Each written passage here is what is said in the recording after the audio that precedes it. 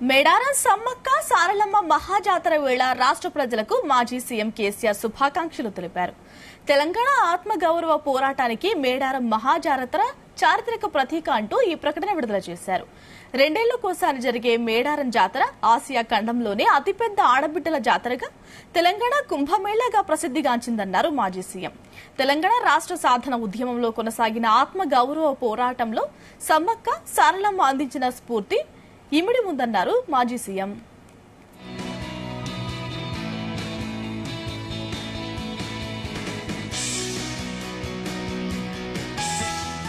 కల్లోలిత ప్రాంతంగా నాటి సమైక్య పాలకుల ఏలుబడిలో అలజడులకు గురైన గోదావరి లోయ పరివాహక ప్రాంతం ఈరోజు సాగునీటి జీవజలంతో సస్యశ్యామలమైందన్నారు మాజీ సీఎం. రాష్ట్రం నలుమూలల నుంచి దేశవ్యాప్తంగా తల్లుల దర్శనార్థం కోట్లాదిగా తరలివచ్చే భక్తులకు ఎటువంటి అసౌకర్యం కలగకుండా వసతులు కల్పించాలని ప్రభుత్వానికి సూచించారు. తెలంగాణ ప్రజల జీవితాల్లో సుఖ సంతోషాలు నిండేలా చూడాలంటూ వనదేవతలను కేసీఆర్ ప్రార్థించారు.